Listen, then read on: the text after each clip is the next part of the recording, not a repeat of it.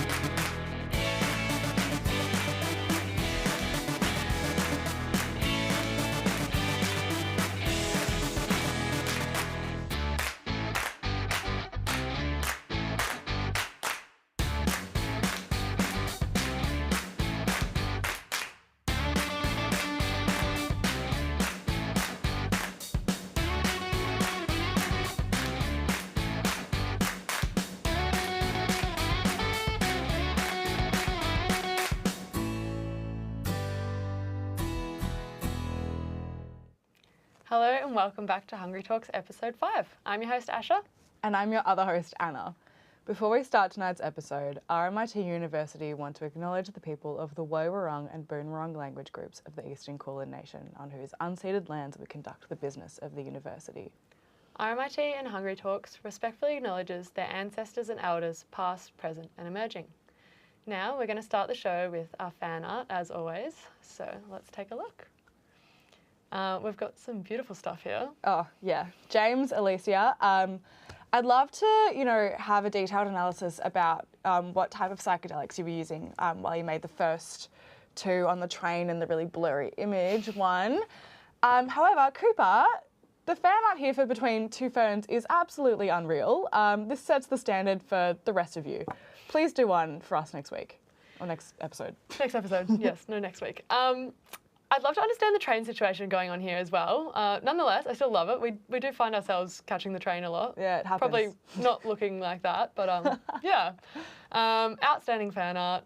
Cooper, the work you did for Amelia just looks bloody stunning. Puts everything else to shame. This is a true masterpiece and going straight to the Hungry Talks pool room. Mm-hmm. We'll treasure it forever. Now, this week's sponsor was the staple of every 2000s kid's livelihood, the classic CD book. Bring it back, I say. Bit of One Direction there. So this CD book is actually the one that lives in my car. I can't say I've looked at it or chucked a CD in the CD player for a very long time, but I felt very nostalgic going back through this. Like, I've got some Taylor Swift. There's some of those, Asha's Mix. Oh, yeah. Three. Very, yeah. that. I like the drawing on that one. The drawing. 2011 to 2013, not quite 2000s. Oh, a bit of Taylor Swift in there. Yeah, that one's for you, Anna. Oh. We know Anna loves Taylor Swift. I do anyway, love a bit of Taylor Swift. Yeah, so these days kids will just never know the frustration of burning CDs. Thank God for Spotify players, hey? They don't understand what we went through. No, it was a hard life. They'll never get it. No. All right, now we're going to take a look at our quick brief submissions for this week. Far out, this is quality stuff. I cannot believe you guys have been keeping these from us. Cooper's on a roll this week. Stunning fan art and even more amazing McPlant response. We had to nag a bit to get these on the show, but we're very glad they made an appearance. We've also got a couple more quick brief responses as well. We'll have a look at those ones. Yeah, I'm a massive fan of applying the star signs to the McPlant brief. I actually heard a rumour that Asha found Angel's quick brief. As we can see on Be Real, the rumour is true. I actually don't have Be Real. I'm too cool and I'm too different. But yeah, that being said, add me on Coaster, everyone. I'm a Pisces Sun, Gemini Moon, and Aries Rising. Moon. Cringing so hard right now. People weren't sending in their briefs, so I was scrolling through Be Real that I downloaded the other day, and I'm loving so far. It's been quite fun. Anyway, and I saw Angel, you know, she was being very real and she was working on her quick briefs, as you all should be doing at whatever time Be Real pops up. And I just thought I better screenshot this in case she's hesitant to send me her work to feature on the show. And here we are. She didn't send it, so sorry, Angel, but I'm outing you like Been this. exposed on Hungry Talks. It's a beautiful mock-up, so I don't know why you wouldn't send it to us. On the right or left, I don't know what side it is for you guys, we've got my response for the Adobe stock brief. I have this little app on my phone that just kind of tells me a fact of the day each day. And the other day, it just popped up with a little notification telling me that Saudi Arabia imports camels and sand from Australia. I thought that was really weird, like, I don't know, it's just a bizarre concept. And so I thought I would use that for my Adobe stock brief. What was the fact for today? I don't know, I could tell you, but my phone's on the floor. Right. It's a bit far to reach. Go on. Yeah, I was going to do my Adobe stock brief of Anna rowing down the canals in Denmark, but I couldn't find any pics of that. It's true. Did you know I that did row. Anna rowed in high school? The rumours are true. We wouldn't hear about it. I actually went to Denmark as well. I went there for a year. If you Wouldn't hear guys about it. didn't know. Little known fact about me. Anyway, moving on, let's take a look at the Samsung eye test.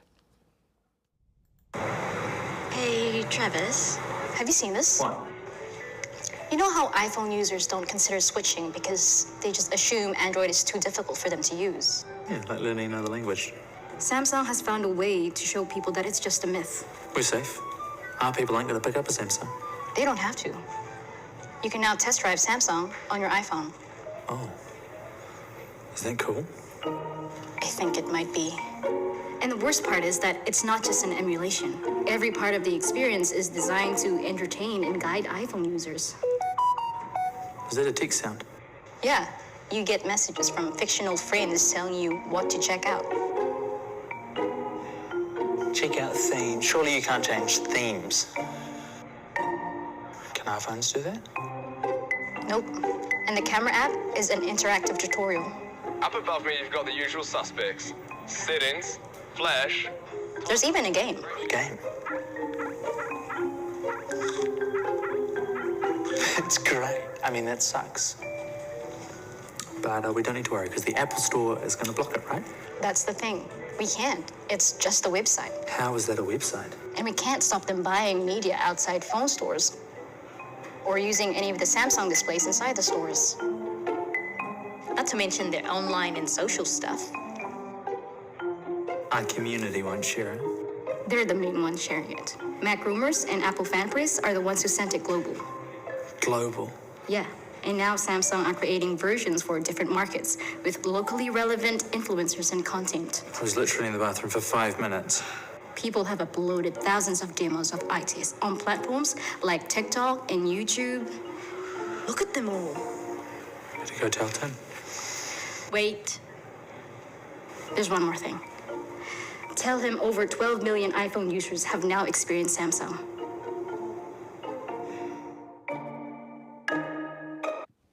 I love it when brands almost directly call out their competition. I reckon the eye test is actually really fantastic and completely covers pretty much all bases of why you should switch to Samsung. I still won't be swapping though. Sorry, not sorry. If you own a Samsung, I kind of automatically assume you don't shower on a regular basis.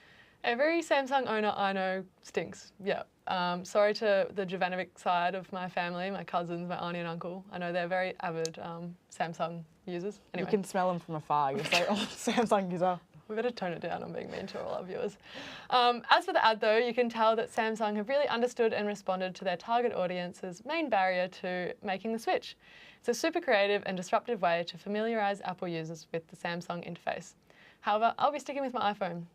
Anna, however, on the other hand, is in the market for a new phone. Hers is completely smashed and I'm unable to communicate with her, which is quite annoying when you're trying to co-host a show with her. So if the algorithms want to start like just anyone, or if anyone, DM the Hungry Talks Instagram if you have a phone for her. Anyone. I'm in the market. I would show you guys, but it's not on me right now. But it's terrible. I can't use it. It's unusable. Anyway, getting on with the show. It's not looking good. We are talking to Dee this week. So without further ado, we're taking a deep dive into women in advertising. Who better to talk about their experiences than regular Gruen panellist, multi-award-winning creative director, writer and commentator, not to mention owner of Campaign Edge, Dee Madigan. Her work has changed lives for the better through campaigns for Dementia Australia, the Fred Hollows Foundation, SES Victoria, Queensland Nurses and Midwives Association, just to name a few. She wrote The Hard Sell, The Tricks of Political Advertising, a book shedding light on what's often seen as a dark art, only for the most soulless creatives. Additionally, in a less soulless manner, she wrote a chapter for a book titled Mothermorphosis. This details her life before her mother passed to now her own journey as a mother. An inspiration to women everywhere, and definitely our favourite Gruen panellist. Welcome to the show, Dee. Woo! Hey guys, happy to be here. Nice to meet you too. So to start off, we'd love for you to give us a quick rundown on how you went from a business degree to teaching to now an owner and ECD at Campaign Edge. Sure. I reckon that part of the reason I didn't get into advertising sooner was I didn't really know about it. It's one of those careers that you tend to get into because you've known someone. All I ever wanted to do was write. Like, that was it. I knew I wanted to be a writer since I was a kid. So I had this idea. I never wanted to starve for my art though, because I was sick of being poor. So I had this idea that I was going to do a Bachelor of Business in Property and like make $1 million and retire when I was 40 and write. That was my plan.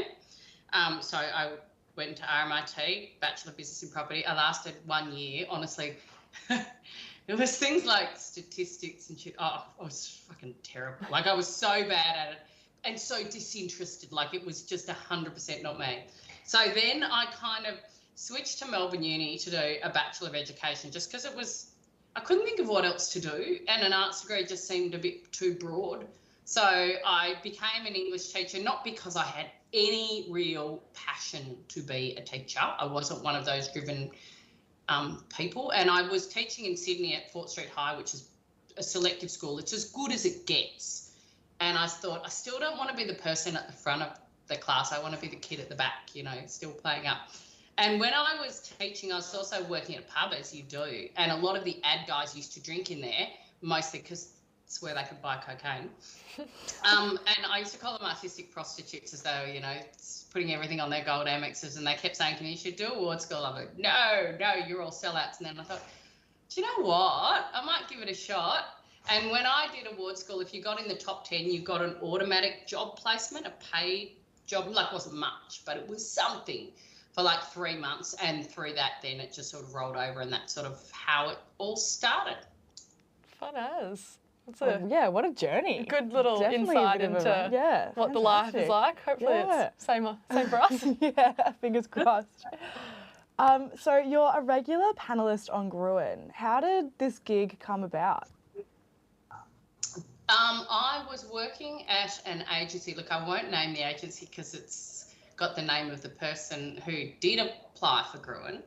A bloke, naturally, and I didn't even think about it. Like, it wasn't even on my radar. I had a baby, and I was working part-time, and you know, it's just a bit of a crazy period. So I'd not even thought about it. He was auditioning, and they needed someone to do the pitch segment. And he said to me, oh, could you do that? And could you just do that just for the pilot episode? And I was like, yeah, sure, I could do that.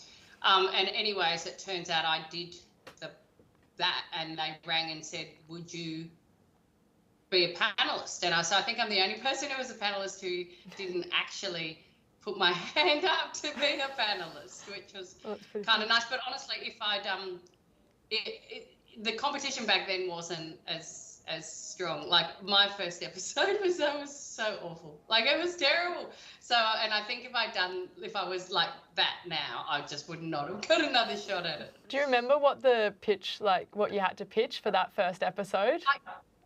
I do not remember. I remember we didn't have to come up with an ad or anything like it was just to talk through a line. So it was, I think it might have even been a poster or something like that. So it was more about talking about what it was rather than actually coming up with anything. Like 3 weeks ago, we actually did the very first pitch I've ever done for Gruen for Sally. I'm not done one before. So it was just me more about talking to camera, and I think I was reasonably confident in what I was talking about. So yeah, I love the pitch segment. It's so good. It's the best bit. Yeah, certainly the bit we're looking forward to. Yeah, it's so good. So how has Gruen helped you in your career? Did the recognition from the show help build it, or did it kind of just increase an already busy schedule? Oh, no, it definitely changed everything. When I started having kids, I took voluntary redundancy from the agency I was at, and I was just doing part-time work and freelance work, and women who have kids will know that you fall into that because it's easy and you can fit it around your kids, but you don't really build a career from it. And you guys know, well, when the ad industry tends to throw people out at the age of 45, which is just great, 40 if you're female. So that was on the back of my mind about trying to do something more from Gruen. And what happened was I was writing a lot of political stuff because I really love politics. And then I was doing sort of advertising to pay the mortgage. And so I felt like I had two kind of things going at the same time, one that I was definitely more passionate about than the other one. And then because of Gruen, Queensland Labor were looking for someone to do the 2012 election campaign because anyone with half a brain said no because we were going to get smashed. And the state secretary rang me up, or he actually rang Todd up from Gruen, because a lot of people think Todd's a creative, but he's not, he's a planner. And he said, look, you need to speak to Dee. So they rang me and said, would you do the campaign? I'm like, yeah, that'd be fun. And we did get smashed. But for me, it was the best way I can describe it is like heroin for me. Like, it was the first time in my career, like, I really loved advertising, but I was feeling increasingly uncomfortable about some of the things you do, like particularly female stuff. You make women feel shit about themselves to sell them stuff, and it was stuff I was increasingly uncomfortable about doing.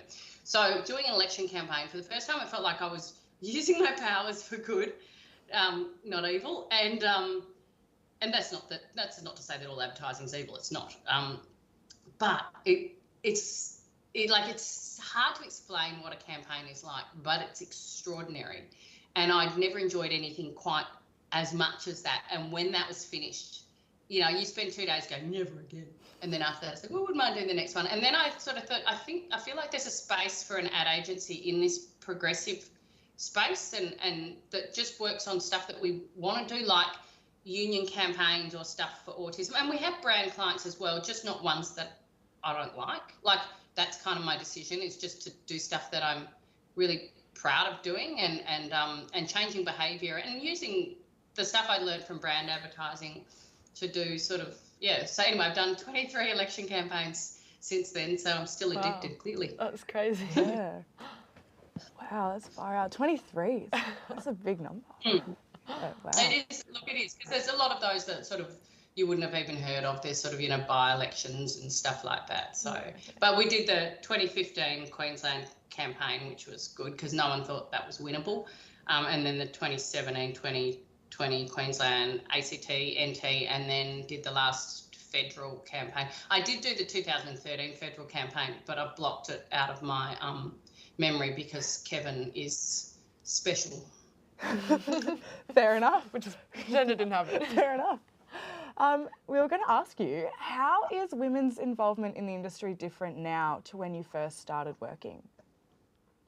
Well, there wasn't that many women in there, firstly. Like, all the creative directors in the agency when I started were blokes. And I remember when I first started, I'd been paired up with an art director, and reality was he wasn't that good. And I said to my creative director, had said, what do you reckon? I said, I don't think he's that good. But he was a bit of a favourite of the other male creative directors, and one of them came to me at a party and he just goes, do you know what? You're pretty close to getting fired. We just think you're arrogant, you're outspoken, blah, blah. And I got into work the next day thinking, fuck.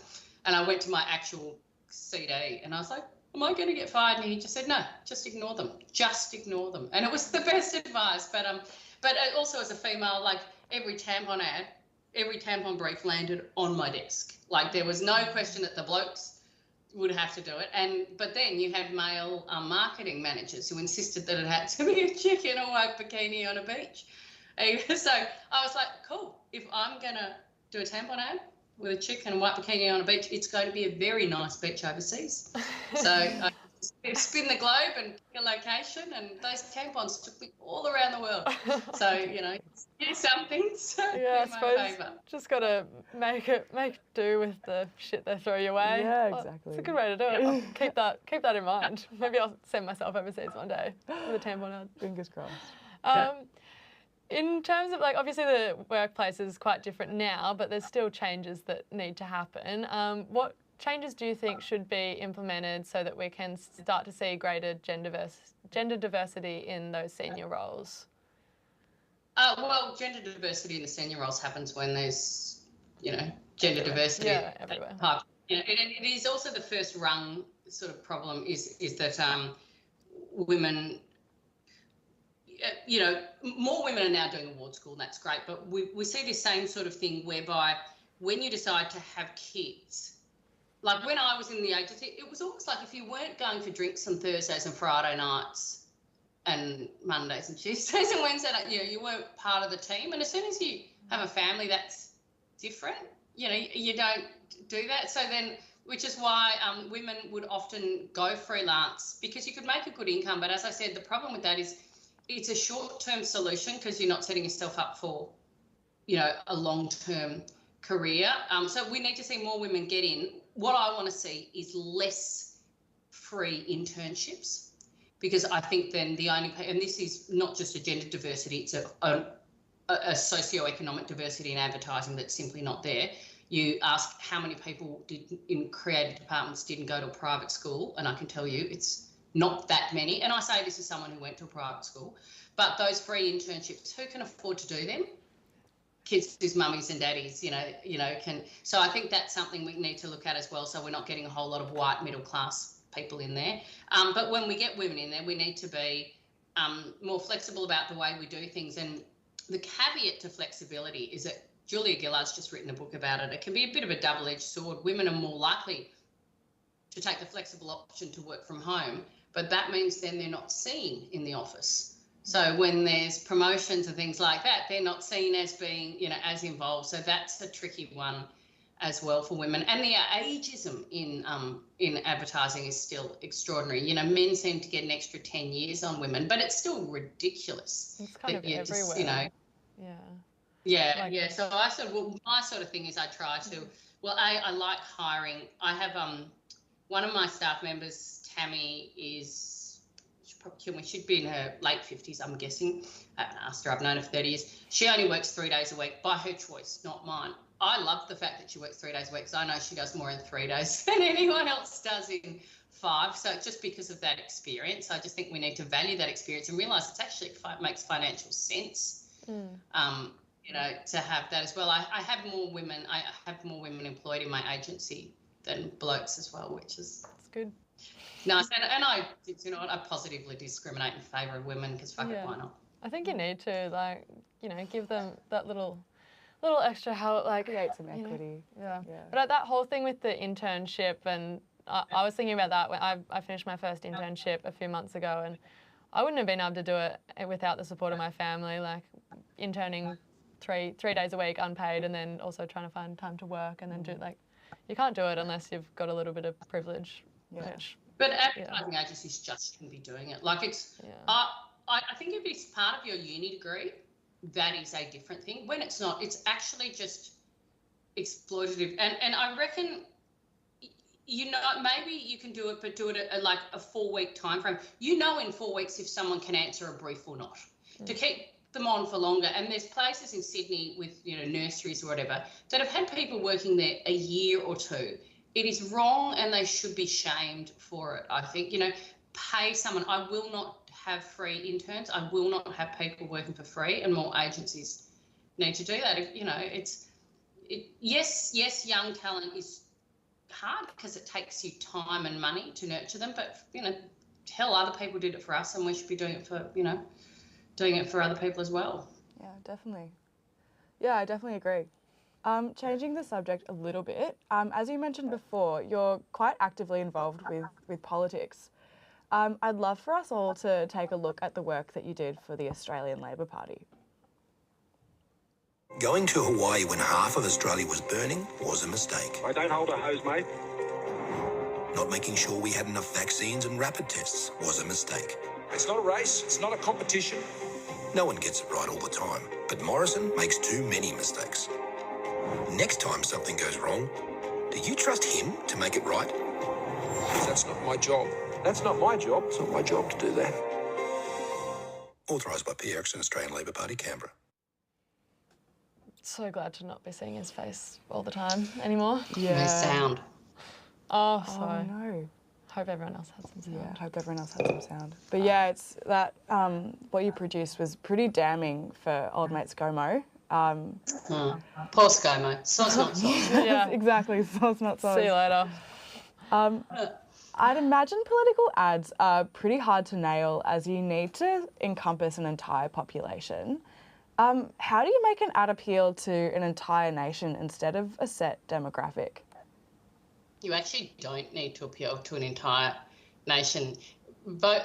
Elections are only decided by swinging voters in marginal seats. That's it.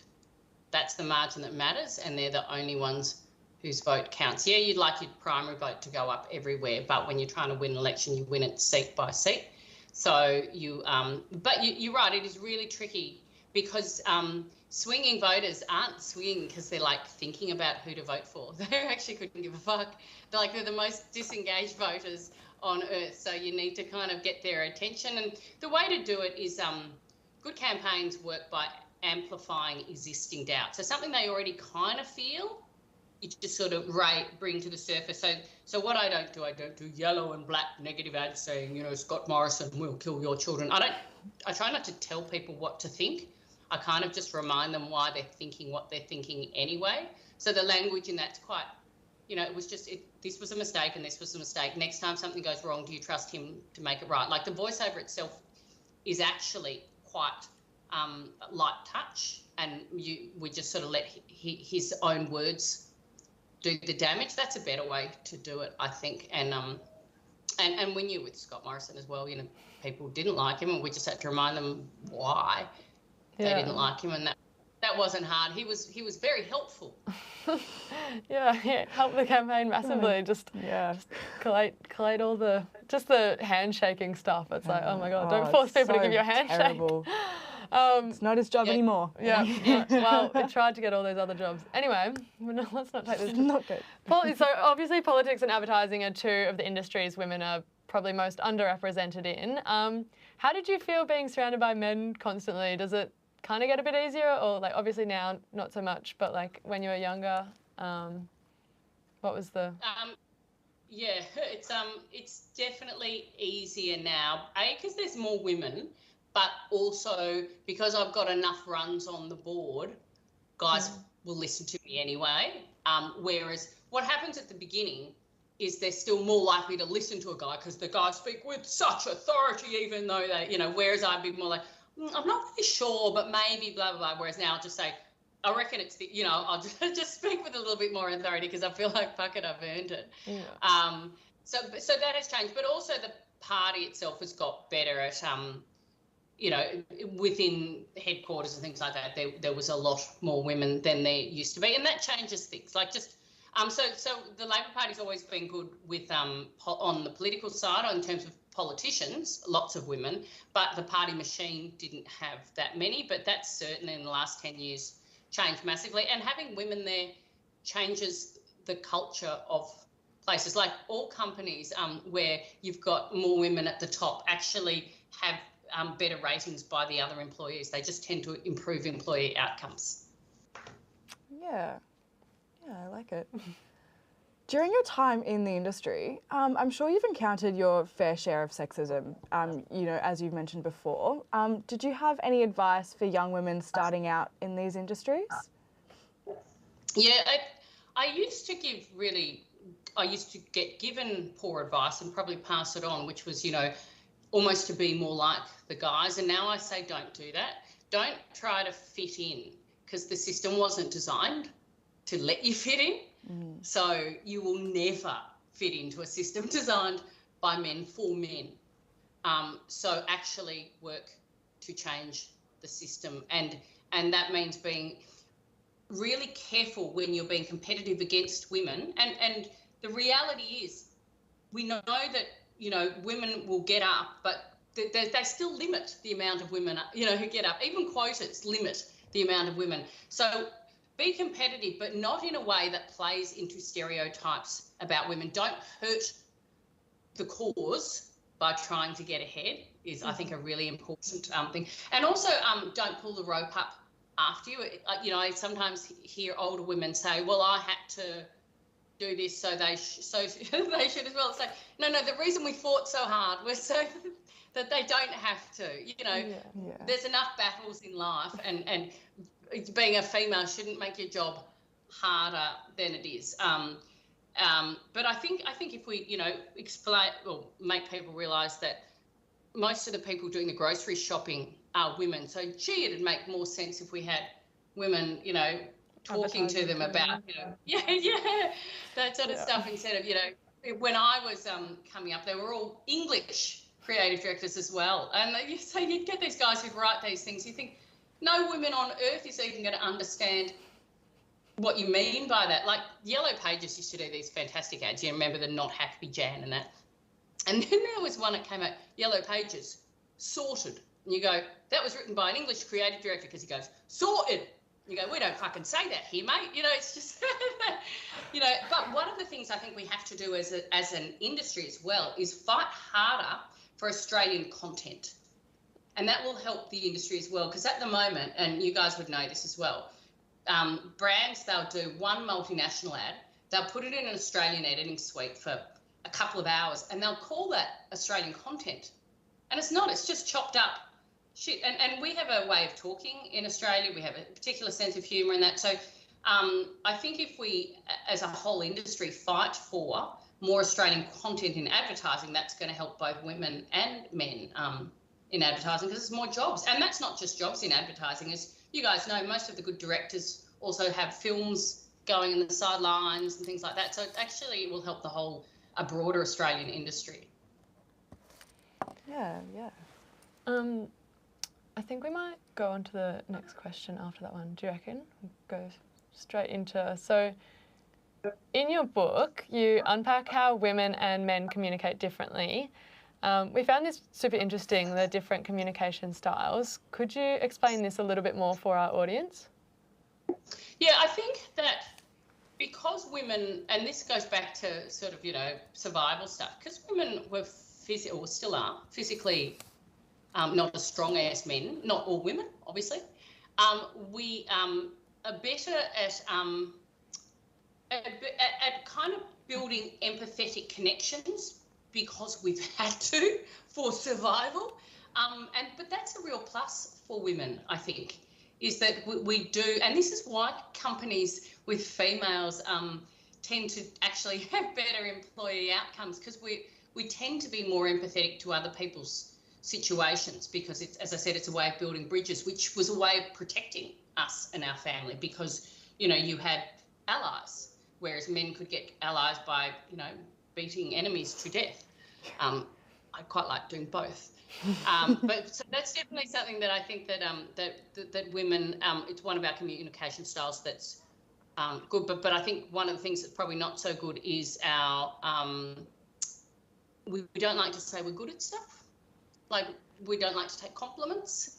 And women are also, even though we want promotions, we wait till we're well overqualified. Like, one of the things that stops women taking promotions is, am I qualified? And I always say to women, look at the bloke in the cubicle next to you. Are you as qualified as him? And the woman will go, yep, that's all you need to know. So it's almost like this fake it till you make it sort of thing, which I just, because blokes just do that and we don't. And the thing is, we've got good reason to be a bit nervous about it, because organisations expect women to be better qualified, and there is a history of organisations giving women promotions when they're what are called glass cliff top promotions, when things are really going to shit. They're like, oh, you can have a go now. So women have got a whole lot of good reasons to be nervous sometimes about taking the promotion. But I don't know, I just say do it anyway. My philosophy once I hit 40 was, when in doubt, say it anyway, which has always got me in trouble, but I don't care. And the same with doing things, like I just sort of, if it's outside my comfort zone, just do it. You know, what's the worst thing that can happen? I mean, you can get cancelled and never work again, but apart from that. You'll be right. No worries. Yeah.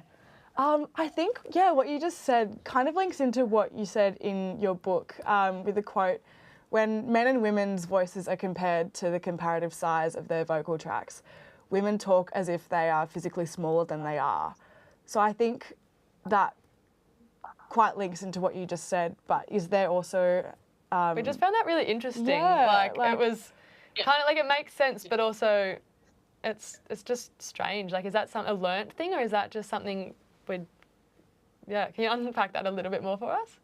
My theory on it is, and this is just my theory on it, is it's all a survival thing. It's about making yourself seem not scary, and therefore you are not in danger. It's why women also, if you look at the way women sit on public transport compared to men.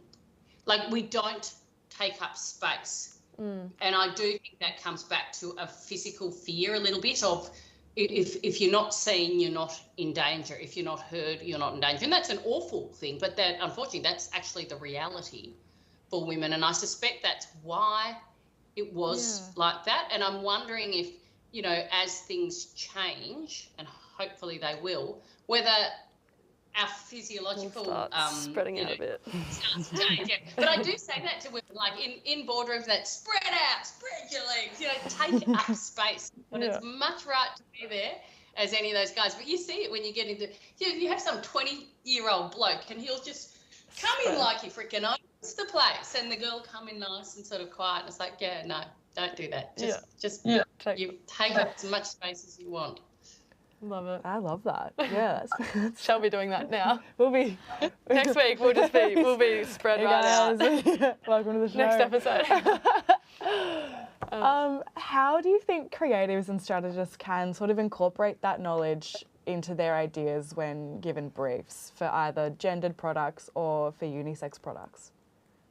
I think I think they should just put away the tired old tropes. It was almost like they just sort of forgot that women over 40 have senses of humour. So, you know, it was, and so they tap into that, you know, mum guilt, or that somehow we feel rewarded by having a clean bathroom, which is just like, fucking who? I mean, maybe there are women out there, and I'm just an outlier. And this is why I think when you're writing for people who you don't really know, you just do tend to fall back into the stereotypes, which is why it's important, I think, to have older women writing and younger women as well. And that's not to say you can't write for people who aren't you, because, you know, you guys know that you can. But sometimes if you've got no experience of something, it's very hard to write it well. So, I think that'd be one of the things, is actually, employ people who are of that age, like retirement. Like, I'm terrified when I see retirement, those retirement living things, and it's like, if you're over 50, I'm like, what the fuck? I'm over 50 and still getting drunk on a Friday night. I'm not, and they always show these grey-haired people, and you just go, oh my God, can you get someone who's aged between 50 and 60 to write this stuff? Because we're not writing, we're not, that's not us. No, there's like a big, at the train station opposite, like where I get it, there's this big retirement living kind of banner, and I always say, I'm like, it's just not working for them. You can tell someone who has no idea has written it. And I'm just obviously so kind of aware of all that ads, and I'm constantly looking, I'm like, no, it's just not it. On kind of like a similar note, maybe, we've talked about all the things that, happen in the industry, but is there any advice you can give to the young men? So they're entering the industry, how can they kind of work with their female co-workers to eliminate the challenges we face, or just help us, enter the spaces, and when we're pursuing these careers, how can they help us? Yeah, that's a really good question. I had a young guy ring me the other week, and he was a political staffer, and he said, I need to ask your opinion. He said, I've got an older female boss, and I think she might hate me. all right, why? You know, and he said, I want you to give me some tips as to make her not hate me. And I said, okay. I said, is she more qualified than you, but do you go in and tell her your expertise on things? And there's a little bit of silence. He goes, I might do that. It's like, stop doing that. Yeah, that's the first bit of advice to young guys. I'd say, when there is a woman in the room, ask yourself this, is she more qualified than me on this subject? And if she is, shut up and listen. That would be the first bit of advice I would give. And the other one is actually, sometimes I think blokes just they genuinely don't understand. So then that's up to women to explain it. So I was travelling quite recently. I was going somewhere and I said to my husband, I haven't had a run today. And he said, well, why don't you have a run when you get there? I said, well, I can't because it'll be dark. And he looked at me and I looked at him and I thought, God, he's no idea that for women, that's actually just not an option. Terrifying. Yeah. So, And I think sometimes guys don't understand that sometimes we're tired and we're angry because we've got a whole lot of really good reasons to be. And I think the older you get, the sort of the crossy you get about it as well, like your patience goes. So I'd say to guys, just genuinely, and I know that guys are feeling like I hear males say, oh, you know, it's not fair, or women are, you know, it's swung too much the other way. It hasn't. And also, well, I'm not like those other guys. It's like, we weren't, you know. Yeah, we're not targeting you. That sort of, not all men. Just be tiring. I think they need to not listen in defence. They're not being attacked. We're trying to protect ourselves. Yeah. Those are two kind of different things. So you're not being attacked, but we are a lot of times in a lot of situations, both physically and in terms of career and things like that. So, you know, and all the evidence, you just have to look at the pay. You have to look at the promotions, you know, on every aspect. So we're trying to change things for a reason. So don't listen in defence. Perfect. Listen open-mindedly. Yeah, that's really good. It's just that is perfect. The mansplaining too is just a killer. I hate it. Can I tell you the amount of emails I got from men during the election campaign, and they were almost always from men, telling me the kind of ads Labor should be running. Thank you. My husband never worked on a campaign. Thank you kindly for your input. Don't even know. Like, oh no, don't know. That's terrible. That's so frustrating. I can't even. You can't do that. Yeah. No, we just said there was a group chat of us, and we just send them around. That's good. You got to make fun out of those things. Like, it's just, you know, they're never going to stop anytime soon, and just. And sometimes the worst of them are the progressive guys on Twitter, and you just go, you guys aren't the target market. You just no idea. Anyway, and no one should be taking I mean, I love Twitter. It's the last place on earth you'd take campaign advice.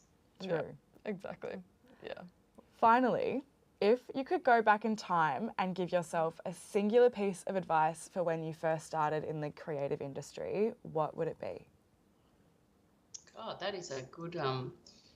I think to have confidence earlier that I knew what I was doing, but also to worry less about what people thought. And there was a good quote I heard once, which was, if it's not someone you'd go to for advice, don't worry about their criticism.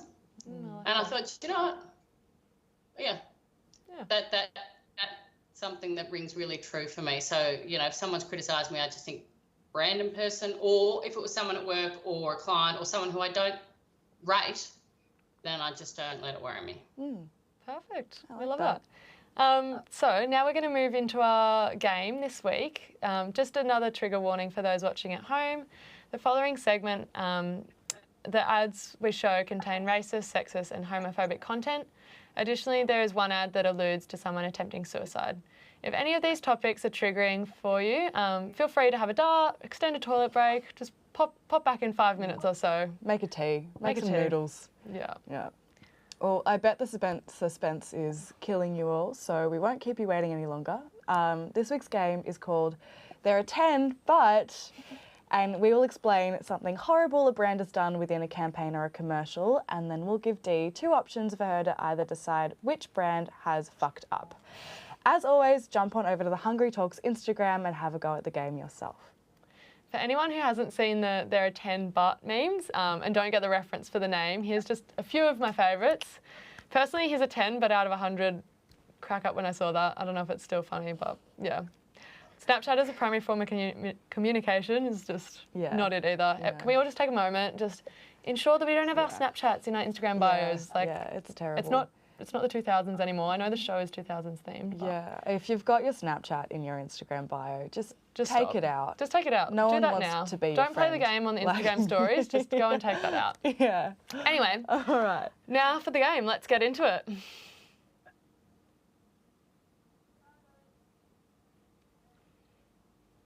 So, as always, with question 1, we'll start with a super easy one. So, there are 10, but they made an ad where Kendall Jenner wins over police at a protest by handing out soft drink. Was this A, Pepsi, or B, Fanta? Pepsi. Yeah, correct. So that one's Pepsi. I face lots of backlash as this ad clearly trivialises protests and co-ops the movement for profit. Let's take a look at it.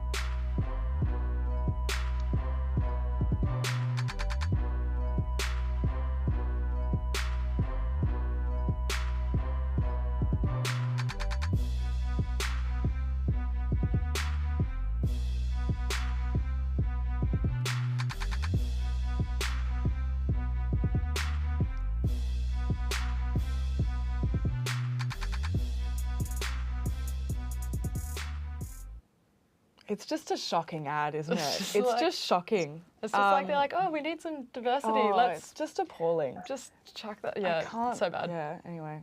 Well, the next one for question 2 is they wrote the copy, cheat on your girlfriend, not your workout. Was this A, Reebok, or B, Gold's Gym? Look, I'm going to go Gold's Gym because I just think Reebok would have things in place that someone would have said, terrible idea. I hope I'm right on that. It was Reebok. And they, I know, how terrible.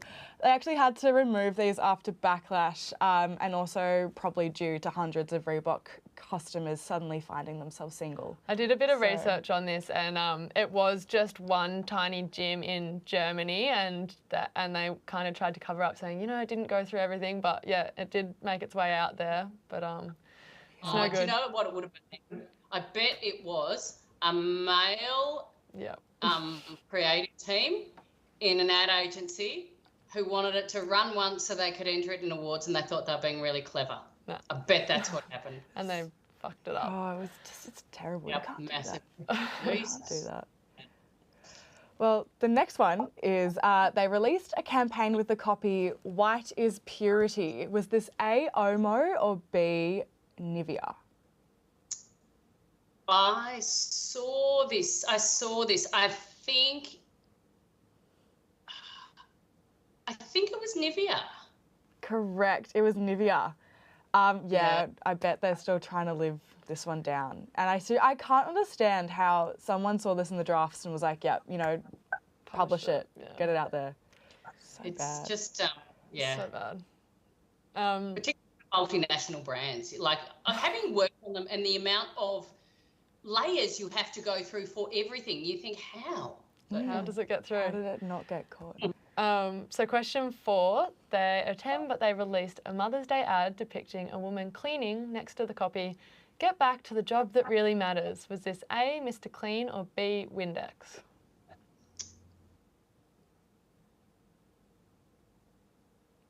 Oh, I'm going to go Mr. Clean, but I don't know. Yeah, correct.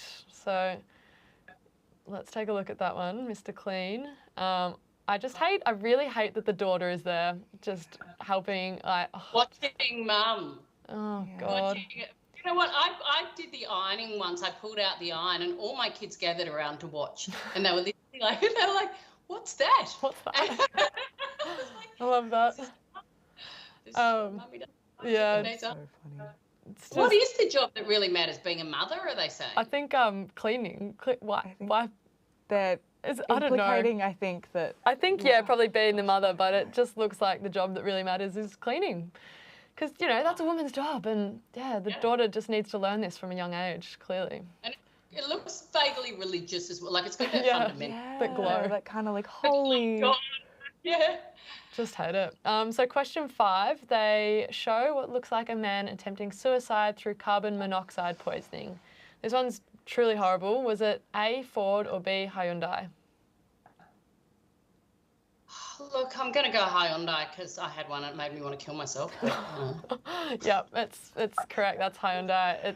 I just was in total shock watching this, but terrible. let's take a quick look. It's terrible.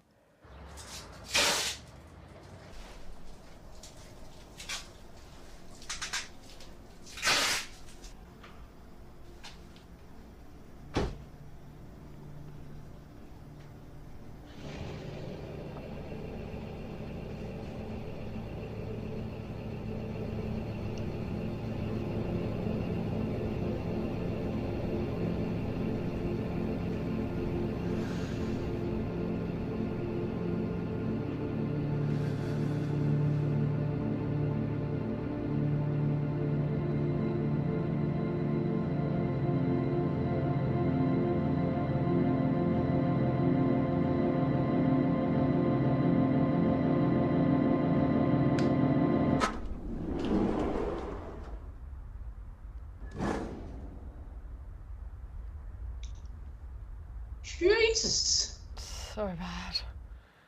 Oh my God. Yeah. No. I was just. I know. It's. Oh, That it's... used to be an expression in advertising because creatives used to try to do kind of the most, shocking stuff to try and win awards. And there was, and the expression was, "Here's the dead dog, where's my award?" And that's that kind of ad. And you feel like it's just been done, it's just awful. Too far. terrible. It's just unspeakably awful. Like, and Yeah. it's really terrible. It's terrible stuff. Mm. Moving on, they claimed that the way to look amazing this summer was to get an ugly girlfriend. Was this A, Bacardi, or B, Jim Beam? It feels on brand for Jim Beam, so I'm going to go Jim Beam. It was actually Bacardi. Brilliant. Yeah, but it's just awful. It's just mean, and it perpetuates a really narrow stereotype. It's mean. It's a mean ad. Yeah, that is horrible. And I lived on Bacardi when I was sort of definitely not 16 and 17. Yeah, it feels. Oh, that is horrible. I know. Anyway, next one is they made a parody dating show where Ashton Kutcher does brown face. Is this A, Pop Chips, or B, Nintendo? First one. I think I've seen this one. Is that Yeah, correct? it's Pop Yeah. Chips. Yeah. Yeah. Let's take a look. Looking for romance? It's here with Worldwide Lovers. Come meet our bachelors. I'm Raj. I'm a Bollywood producer. I'm looking for the most delicious thing on the planet. I'm Nigel, and I'm seeking higher planes of consciousness. Higher planes of consciousness. Money creates taste, and I have lots of both. Okay, go away, James. So, who am I? I am Dara. My name's Swordfish. I'm looking for something hot and spicy. Like Kardashian hot. I would give that dog a bone. How would I describe me? I'm an extraordinary lover.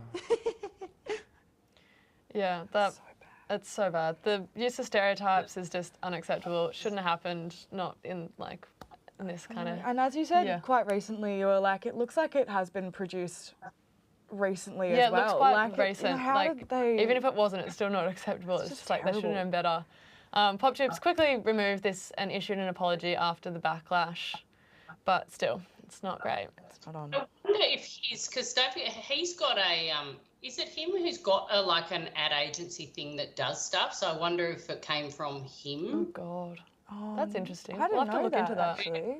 Yeah. Yeah, I could be wrong with that, but I had a feeling that he had sort of some connection to an ad agency, because this feels like, otherwise you would think someone like him would just say no. No, yeah. Unless he came up with it and thought he was a genius. Yeah, we'll look into Oh, that. yeah, we'll Google it after the show.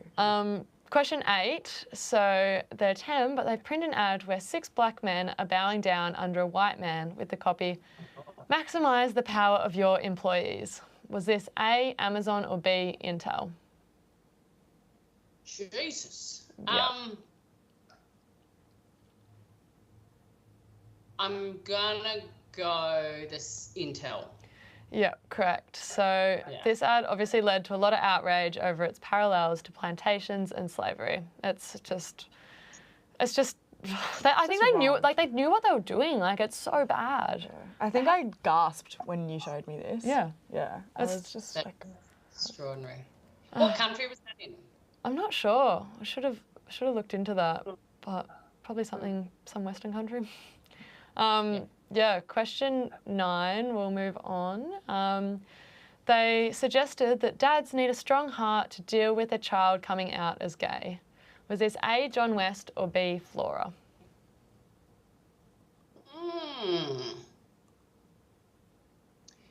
Feels like John West.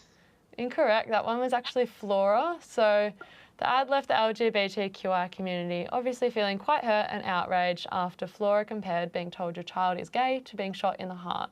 If you can't read the copy down the bottom, it says you need a strong heart today, and the Dad, I'm gay is in a bullet shape coming towards the heart.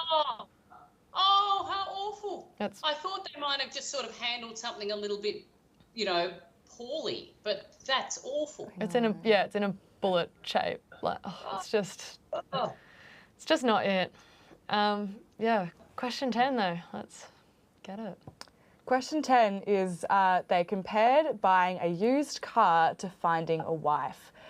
Was this A, Mercedes, or B, Audi?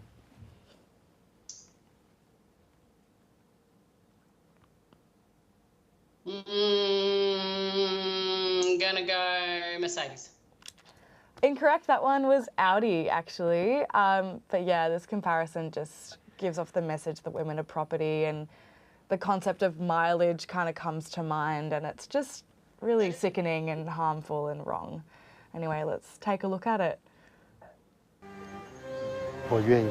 等一下，等一下，你让一下。妈妈。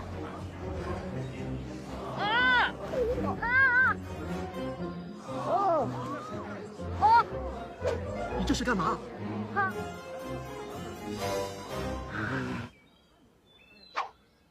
重要决定必须谨慎，奥迪二手车在线 4S 店官方认证才放心。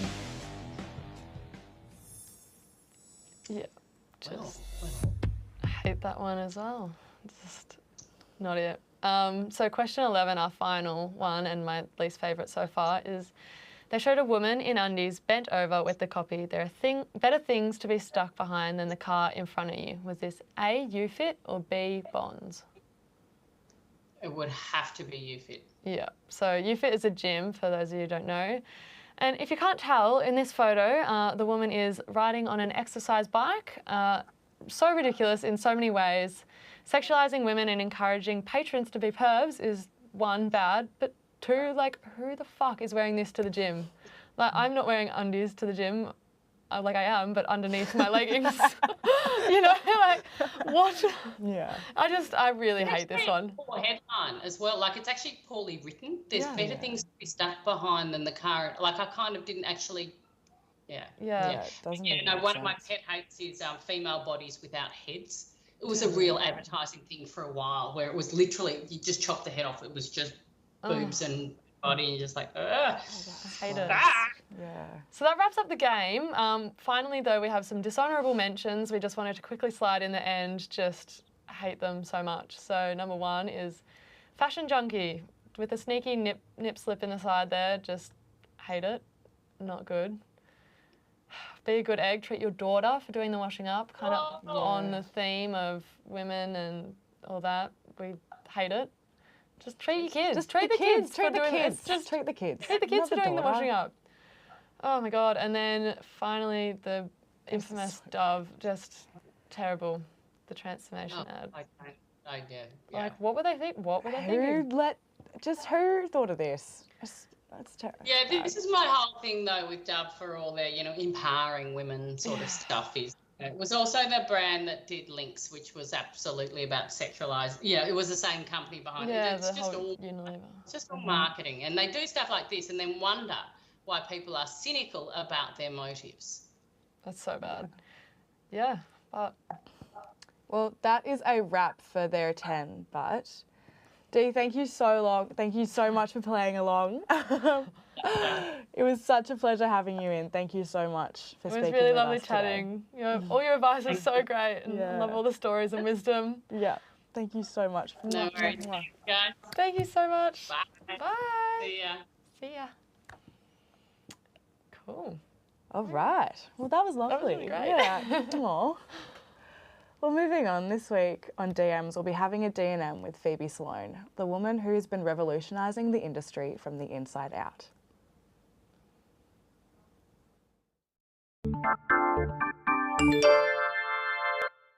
Alright, we'll start again. Don't do the clap. Oh yeah, I need to do the clap actually. Yeah. Hello everyone and welcome to the 5th episode of DMs with Dim and Maddie. I'm Dim. And I'm Maddie, and today we're here to have a chat with senior copywriter at Clemenger BBDO and co-founder of the Aunties, Phoebe Sloane. Before we get started, can you tell us a little bit about your career? Sure. So I actually started out in journalism, which was a bit of a rogue decision in hindsight. I loved English and global politics in high school, and I studied journalism over in the States. I was on a sports scholarship over there, so I was studying journalism and doing that. But the more I started writing and getting into the reads of kind of reporting, I kind of found myself wanting to embellish and make up the stories, which kind of goes against the whole principle of journalism and, upholding the truth and all of that. So I kind of realised pretty quickly, hey, I don't think I'm a great journalist. So I went back home to Melbourne and jumped straight into the RMIT advertising degree, which I think is still the Bachelor of Comms and Advertising. Yeah. I'm not sure if it's changed, but I did that one and kind of loved everything about it. First year I wanted to be an art director and I loved design, and then second year I thought, I really like selling in work, maybe I'm a suit. And then I kind of went full circle in my last year and I started interning, and once I hopped in a creative department I realised, copywriters, that's a really, really fun job and I think I can do that, I'll have a go at that, and yeah, haven't looked back. Right, sweet. Once again, we'll be doing Vogue-style quickfire questions. So, what do you do on your days off?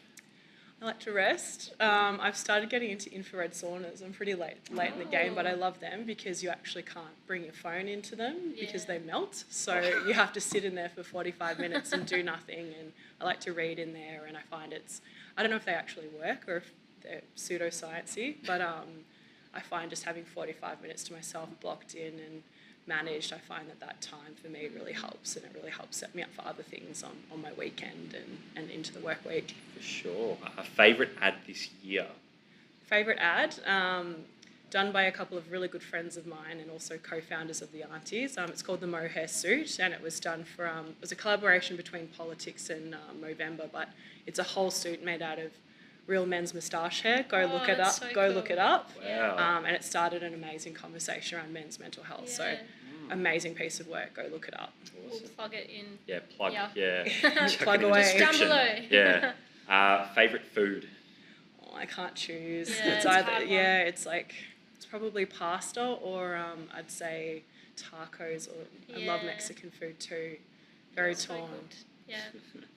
What is a word of advice that you would give an advertising student graduating and getting into the industry?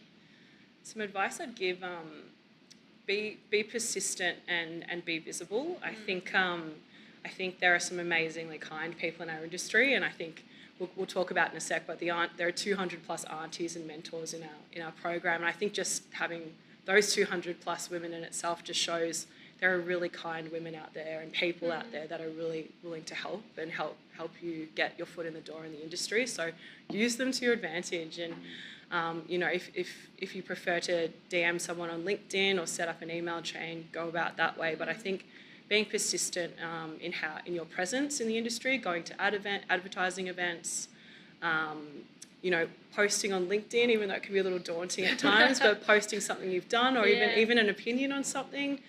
Just keep popping up, because when a job does open up or an internship position or a role does make itself there, I think for you to be top of mind, someone has looked at your book in the last, few months or goes, oh, I remember that name, or I remember that piece of work someone did, or they might be a great personality for this person I might pair them with. So yeah, be persistent, be visible.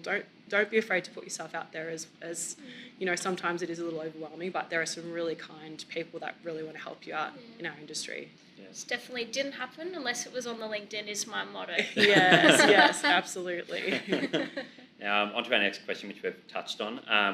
You're clearly very well accomplished in your career, with one of those accomplishments being a co-founder at the Aunties. Tell us a bit about the Aunties and how students can be involved in the future.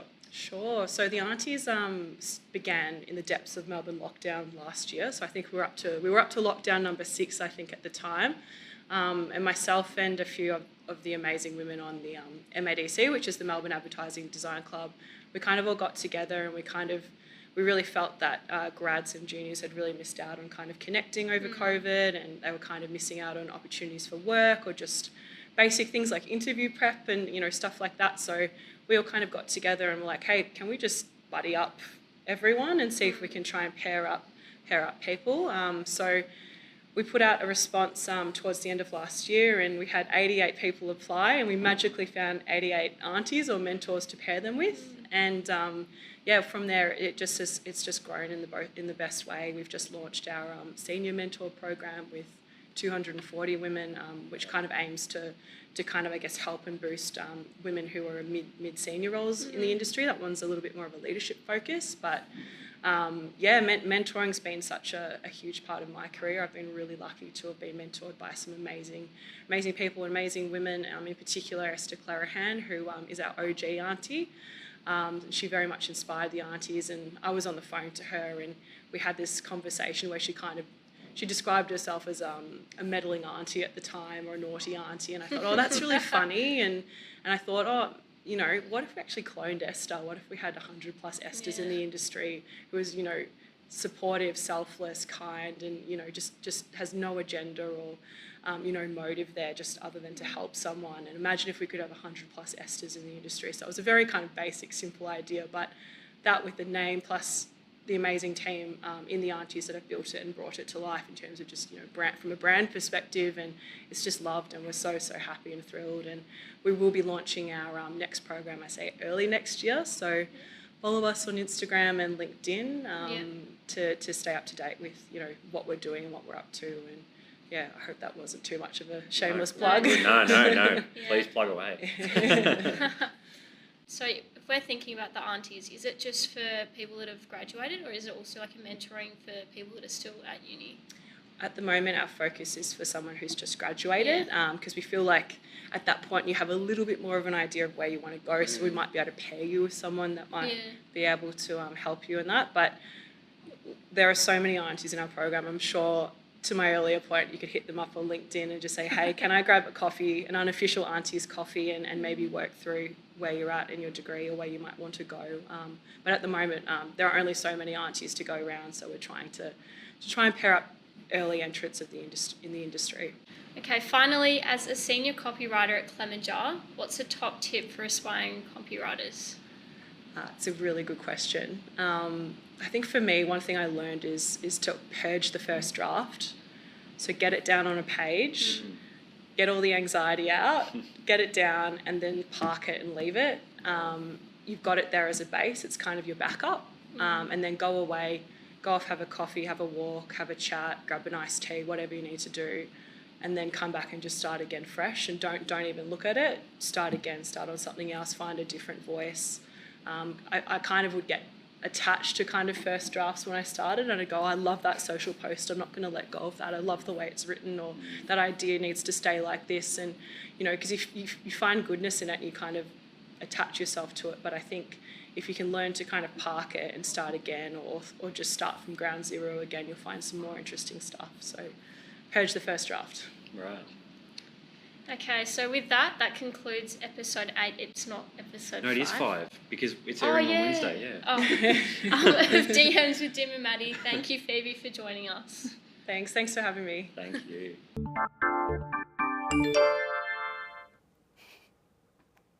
If you look up girl boss in the dictionary, Phoebe Sloane's name is actually printed beneath it.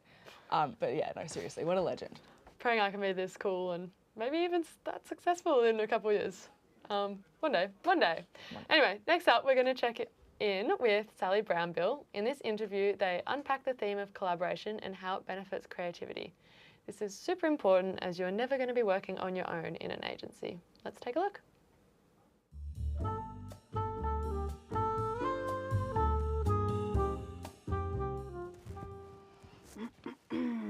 Sally Brownbill, Sally Bonefield, Sally Brownbill, Sally Brownbill, Sally Brownbill, Sally Brownbill. Hello, and welcome to another edition of Between Two Ferns. I'm your host, Sally Brownbill.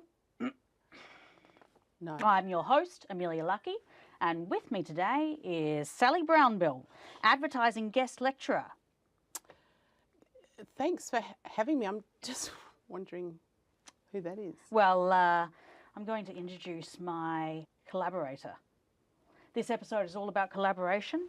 Nothing happens in isolation. I love collaboration so much, I thought we could bring my creative partner out here.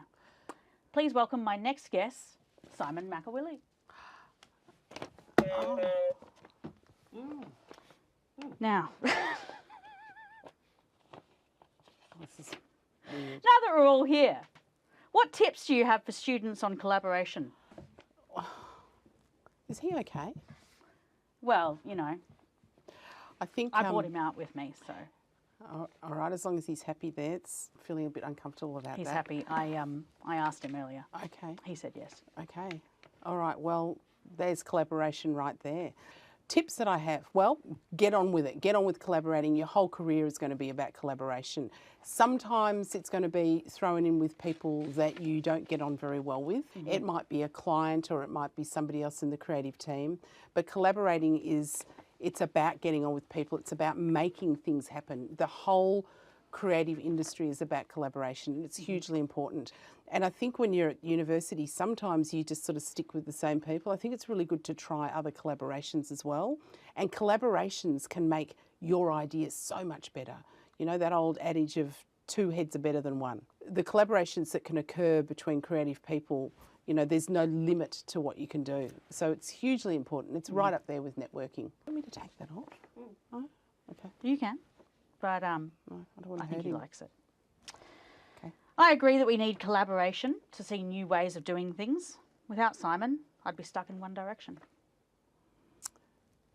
Right. And you, is he okay with that? Simon, You okay? is it okay? Yeah? That's good. Look, I love collaborating, Sally, but what if you don't like the people that you have to collaborate with? Well, that's a really interesting one. I think if you put on a project, you just have to suck it up, for want of a better word. And but maybe in the next round that you go through, you make sure that you collaborate with people that you want to. It's unusual that you don't like everybody in your collaboration set. Sometimes somebody will come on into a campaign or onto a set that you kind of go, gosh, you can't get on with everybody. You can never get along with everyone. with Because it's actually not about you. It's about all of you working together to come to an end result. If you're having problems with that, again, it's something that you really need to work on. Yeah. Yeah. You're right. I'm a little bit worried about... I was thinking about doing a short course or something. I'm a little bit worried about Simon. I don't know. Yeah, okay, all right. That's great. Thank you, Sally. Okay. So, Simon, what were you thinking of doing tonight? I thought we could, like, milk your cats again or something. Sorry, is this over? Simon, if you see this, remain calm. The police are on their way. Hope you're okay, Simon, but also that rope extension lead, whatever it was, it didn't seem to be too tight. You probably could have slipped away pretty easily. A bit more concerned about maybe Amelia chasing after you. Maybe it was smart to stay put. Anyway, send us a message if you're still alive. Also, just a heads up, there's no Ads Gone Wild segment this week.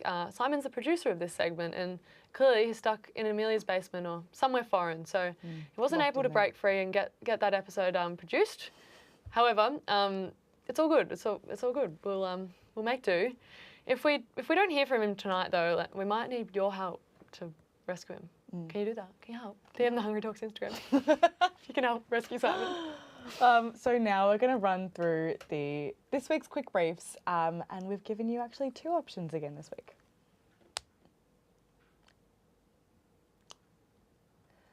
So we've got 2 quick briefs for you to choose from between this week. You can either produce a quick brief for the Australian government to improve freezer etiquette to help people reduce food waste, assisting in meal prep while saving money.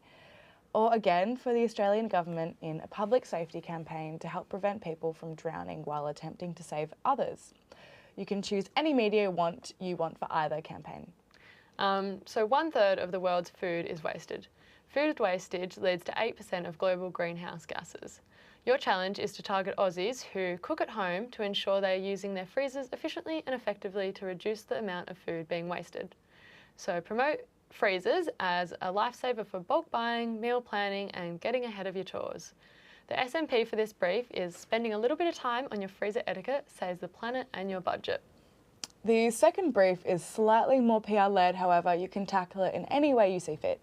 So secondary drownings occur when a bystander jumps into a body of water to save someone, usually a child or a family member. The Australian Water Safety Council want people to protect themselves and their loved ones when going to the beach. And the action they want to come out of this is an increase in the use of flotation devices when people act on those drowning around them. This could be like a boogie board, an esky, a couple empty water bottles, anything is better than nothing. So we've left these briefs pretty open and want to give you guys the option of what media to choose. So this could be anything from an out-of-home ad or a 30-second TV commercial, billboard, whatever platform you see fit for your idea. Just so you know as well, we don't have a Kahoot this week. We're trying to make it a little bit more sparse and when it comes around, get you a bit more excited about it. So yeah, exactly. Something you might have to wait for next week. Next week. I mean, not next week, the week after. Anyway, that's a wrap for our 5th episode of Hungry Talks. Just a reminder, as it is mid-semester break next week, there'll be no episode. Remember to have a go at the quick briefs. For the 3rd years, you guys will have to submit at least 3 quick brief responses with your next assignment, which is due on the 5th of September. I've already seen heaps of these really great attempts at the quick briefs in presentations. Well, yeah, on Be Real for one, and during our presentations on Monday. So I will be coming for you guys if you don't send them to us to feature on the show. I've seen them, they're there, they're produced, you just have to send them. And that's a threat. She will actually come and knock on your door. I know where you live. I can see a quick brief. That was really weird, sorry. But yeah, guys, my inbox is looking a little bit dry, so send them through. Also, we'll feature any quick briefs from any of the previous weeks, so keep them coming. Also, if you prefer to remain anonymous, but still you want your work featured on the show, just let us know in the email that you prefer not to have your name on the thing. Can you tell we're desperate? Just someone save us the embarrassment of asking for the work. Send the quick briefs. Send it in. Yeah. Please. Also, the fan art, keep it coming. It's the least we deserve and the least you can do. Make us look hot, make us look hot though. Any ugly depictions of us will be burnt. Yeah. They live won't on be air. They won't be put on the show. Again, it's mid-semester break next week, so plenty of spare time to whip up some fan art, briefs too, I suppose. Either or, whatever you can manage, just send them to us. Do find some time to enjoy your break and treat yourself, but only after you've sent your fan art. We will be monitoring all your Instagram stories to ensure you aren't having fun without having first sent fan art. Yeah, I mean, obviously your rest and relaxation comes second to your dedication to Hungry Talks, so. Okay, one final thing as well before we let you go. We know it's been a bit of a long episode this week, but I have made a Hungry Talks feedback survey and I would absolutely love if you guys could all give your honest feedback and opinions on the show.